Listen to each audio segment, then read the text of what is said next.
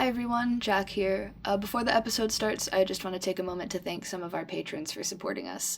Thank you to Morgan Patterson, Theo Hendry, Jace Pastris, Mordecai Sennett, Ollie Science, Juno, Crow, Jan Aloni, Dylan Beauchamp, Prozac Haven, Aaron Subbo, Connor Fox, Saffron, and Adrian Frisbee. Your support means a lot to us. And now on with the episode.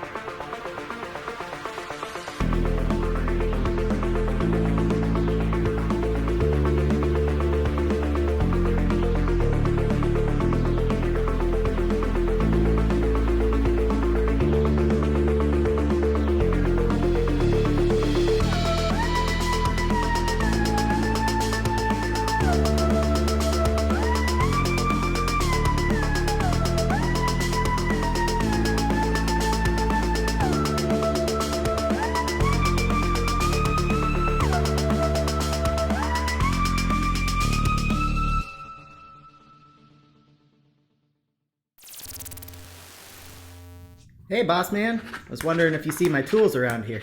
Dr. Cavendish wanted me to fix up some wiring in her temperature chamber. I've been thinking about the next step in the experiment. Without Jules. Jules is out? I thought you said you would take care of it. I did. She and Vic are an excellent match in terms of chemistry, and lately they seem to have grown close enough to form a real connection that would be helpful in future trials. But I can't in good conscience put her through it again. Conscience? Your entire thing is doing glorified electroshock therapy on prisoners, Hux. And I saw your reports. Her vitals are all back to normal. That's true, but the more we continue, the closer we get to touching on things she doesn't want to discuss, hitting some kind of raw nerve. You saw what happened when we came anywhere close to seeing something she didn't want us to see. Are you suggesting that the bugs in our last session were caused by her just not wanting us to know something? I think it was caused by a myriad of things. And I think that could have been one of them. Either way, Jules is out. You're the one who said Vic and Jules were the most compatible people here. And you're the one who said that we couldn't continue the experiment with just Vic. And now you're just forgetting all that so one of your prisoners doesn't have to talk about her childhood? Yes. So, what's the next step? That's exactly what I'm trying to decide. Have you thought about swapping subjects with another neurologist? I have, but it's not feasible. Most of the other prisoners here are no longer fit for this kind of treatment this far into their sentence. Most of them can barely form a sentence. Not the way I would phrase it, but yes, exactly. I mean, I could do it. How would that work? The equipment barely works when you're here to manage it. I'm sure I could get the basics, but I need you here if something goes wrong. Well, now that I've got an idea of how much stress the trials put on equipment, I can add some fail-safes accordingly. If something goes wrong, all you'd have to do is push a little stop going wrong button. I just don't see how Maybe I'm not as compatible with Vic as Jules is, but we get along pretty good. Wouldn't it just give you a chance to see how it works with a less than ideal pairing? I suppose. You can't fill in, obviously. You can operate the machinery better than I can read a brain scan.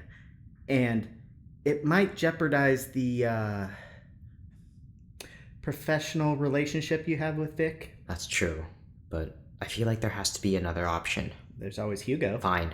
You'll replace Miss Kroger. Great! Glad we got that figured out. Only if you get Mix Algernon's permission. Right. Of course. I'm surprised you mentioned it at all. Can't be too careful. Oh, that reminds me. You're not, You know that this new plan might get back to our superiors, right? Here, or Earthside. I don't think they'll take very kindly to you letting one of your subjects sit around in her cell because she didn't feel like serving her sentence. I'll cross that bridge when I get to it. You're really gonna risk your position on Mnemosyne for Jules?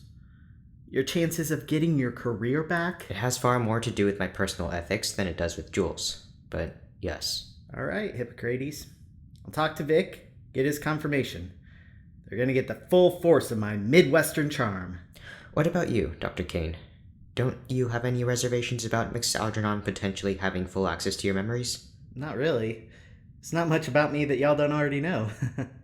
In that case, I appreciate your honesty. How long do you think it will take for you to put the failsafes in place? Ooh, couple days.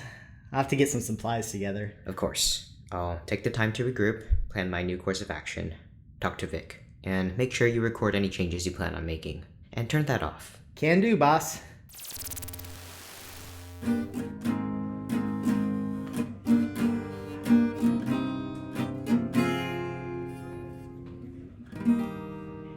Hiya, Vic.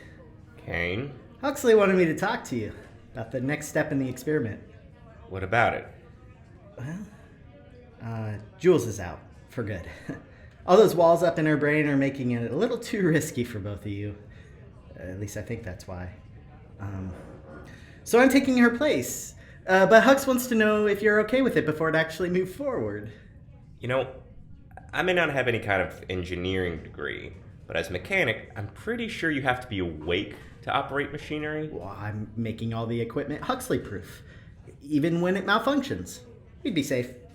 And is this the kind of thing where I can actually say no, or is this like, you want to know how bad you're going to have to feel about making me do this? Well, Huxley's putting his job on the line to let Jules sit this one out. I'm sure he'd do the same for you, if not more. Okay. Wait. Why is Jules off the team? I thought the whole point of us being prisoners at Mnemosyne meant, I don't know, that it didn't matter if we died. Well, I asked our dear old Aster that same thing.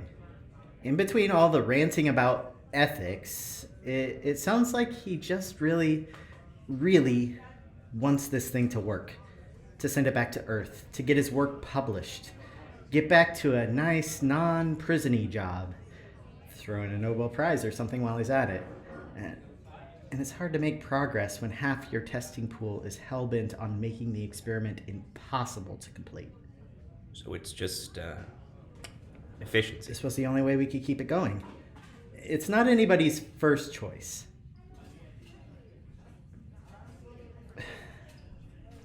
Look, I know that you and Jules trust each other way more than you trust me. You watch each other's backs in here. Between you and me, I don't really know what that's like to have somebody looking out for me like that. But I promise I'll look out for you.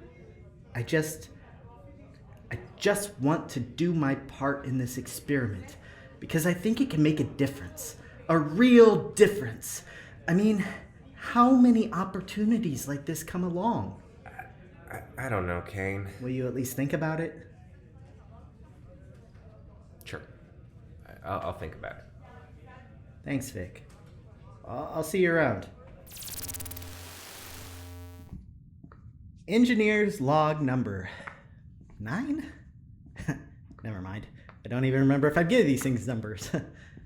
I have volunteered myself to step in as a replacement test subject for Project M1342.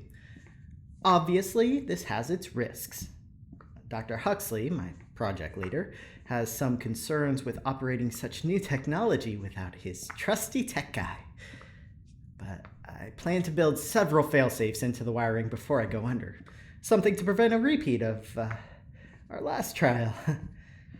Plus, I've been doing guided meditation every morning, so I think I've gotten pretty good at controlling my thoughts. Anyway, my first plan is to reroute the whole setup through a third-party power source so that I can program an automatic power shutoff. Time limits, voltage limits, the works. Takes me back to my school days. Then I can work on creating something to direct the AC flow a little more clearly. Just in case. Problem is, the only piece of tech with that kind of range I need isn't exactly in lab storage. Full disclosure, it isn't exactly legal. Which means I'm going to have to call in some favors from my fellow yarn enthusiasts. Hello, Hugo. Warren, you're looking well. What can I do for you? I was just wondering if you still had that hat you were working on for our knitting circle last week. It was some master craftsmanship. Or, craftsperson. Thank you. I tried knitting one myself. You know how cold it can get at night. But I haven't managed it. I was wondering if there was something I could trade you for it. Oh, of course there is. I'll give you this hat I've worked very hard for in exchange for...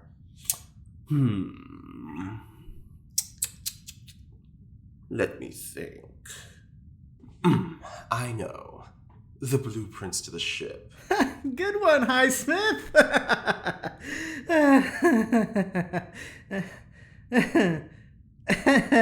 You're not laughing. You were joking, right? Was I? What would you say if I told you I've been planning an escape from Mnemosyne? Or rather, escapes. What would I told you if I've got about half a dozen plots and I'm just waiting until I make some friends to come along with me? I'd say I'd be obligated to alert the guards. Maybe get extra eyes put on you to make sure that doesn't happen. Well, even though I really don't want to. And don't you think that if you said that, the guards would say that I'm old and no shape to make a daring escape? Don't you think I would have already taken them into account? Warren, darling! Relax. It's a joke.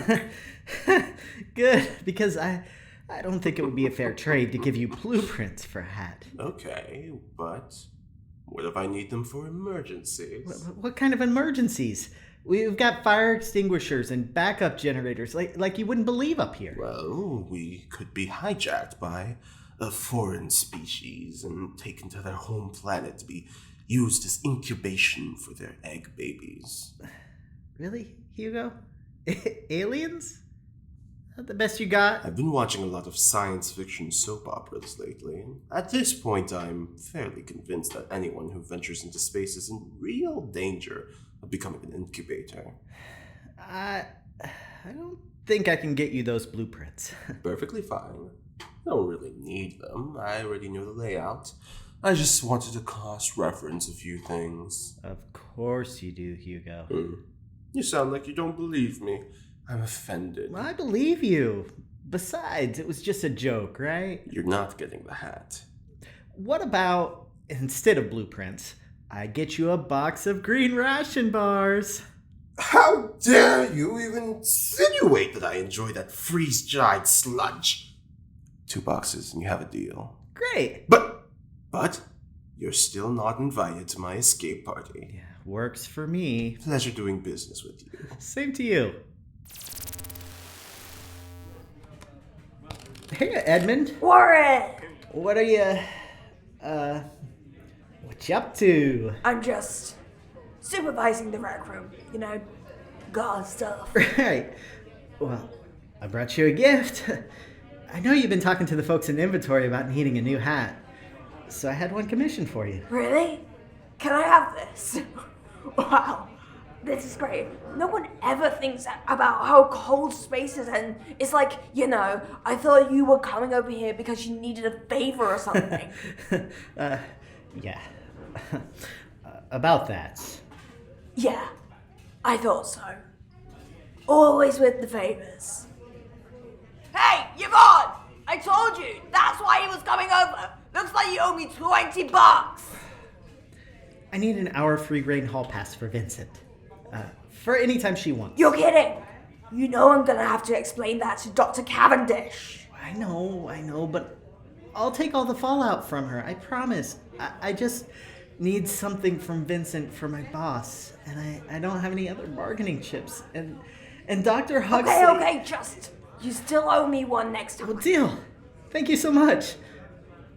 Do you know where Vincent is? She just left the rec room. She should be back in her cell. All right. See you around.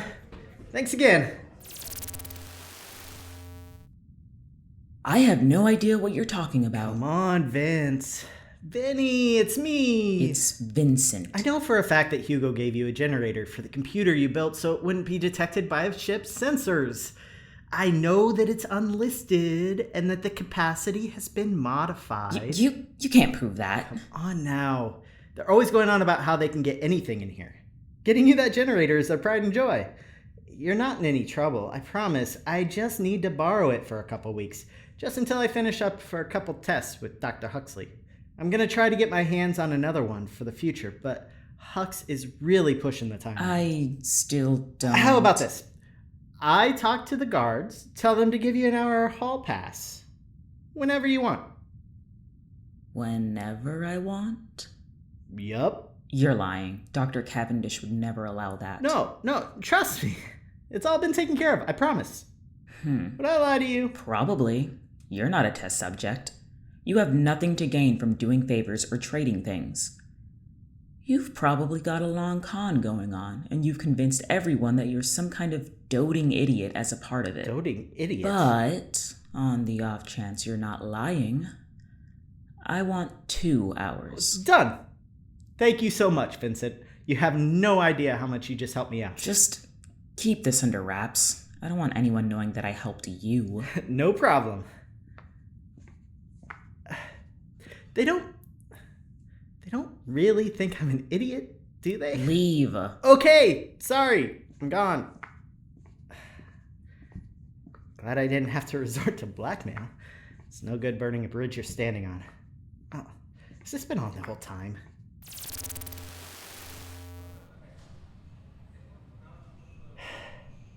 Engineer's log number 10, maybe. With the help of Vincent's little gift, I've been able to get the power rerouted again, and a few of the failsafes built in. I'd like to ask Hugo where they got that generator, but then they'll probably figure something out about my one-man trading operation. Not that they could do anything about it. They like to talk a lot.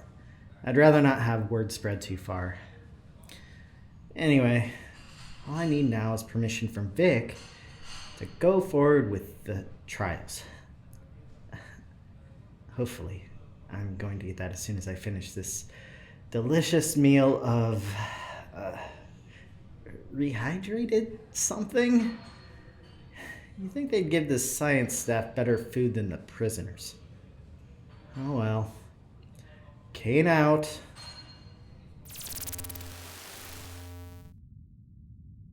So, I thought about it, and are you good? You look terrible. Huh? Oh, yeah, I'm fine. Just been working nonstop the last, for a while. Huxley's really excited about this one. Right. So he's had you working since when exactly? Well, since the last trial ended. There's a lot to get done, especially when the entire lab team is 2 people. I've been adjusting equipment, running diagnostics, monitoring your well-being. It's time-consuming. Do you, take breaks? You know, Vic, it almost sounds like concern coming from you. I just know how much work goes into making things run. I just don't think Huxley would know what to do during the trial if you collapsed, so... Oh, he wouldn't. But it'll be fine, trust me. I'm working on implementing a lot of fail-safes in case those machines so much as sneeze at the wrong time. You really want this to work, don't you? Just as much as asked Huxley. That's my job! Besides, I still sort of feel bad about the whole AI incident. Right. Wow. How the hell did I almost forget about that? It's not my best moment. But evil computer aside, I do think it's really cool. Doing some actual good is what Huxley says, and I think that in the right hands, it's gonna make a lot of people's lives better. I want to do my part. I'm a little tired, but I pulled plenty of all-nighters before Mnemosyne. It always seemed like you were just sort of along for the ride. Well, that's because I'm an easygoing guy. Right. I wanted to tell you that I've been thinking about our last conversation about you taking Jules' place in the experiment. Uh-huh. I'm Still not sure how I feel about it, but I'm still not sure how I feel about my role in this thing at all. I mean, obviously, I'm still gonna have to do it. I don't really have a choice. Huxley shouldn't have to take the fall for both his subjects, and like you said, it seems important. It's got to get done one way or another. I guess it doesn't really make a difference if you're the one in my head instead of Jules, so... Huh. Just to be clear, are you giving me the green light to join the project? Yes, and I'm sorry. What for? I guess for giving you a hard time earlier. You seem like a good enough guy for Mnemosyne standards anyway. But if anyone other than Jules had to be going in my head, then I'm fine with it being you. Better you than a stranger, so... That means a lot, Vic. So, no hard feelings, right? We're all good. This is kind of exciting. I wonder what the inside of my head looks like. I'm picturing an Indiana small town with pineapple plants in all the yards. Warren, phone call for you. Oh, thank you. Could you excuse me for a moment? Yeah. Try and get some rest. Will do.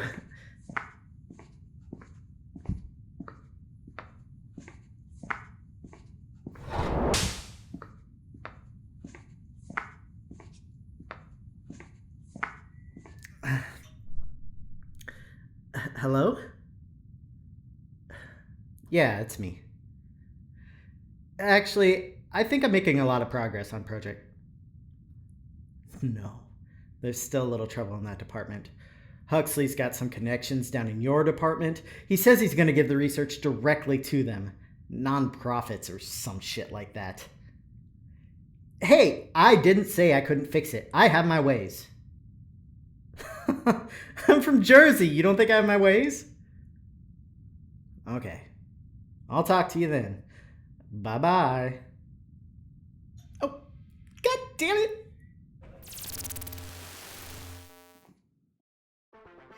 Today's episode was written by Icarus, Jude, Stevie, and Rhys Tirado. It featured Leland as Victor Algernon, Varis Zima as Aster Huxley, Finn Carter as Warren Cain, E.G. Tariku as Hugo Highsmith, Stoker Leopold as Edmund, and Rhys Tirado as Vincent.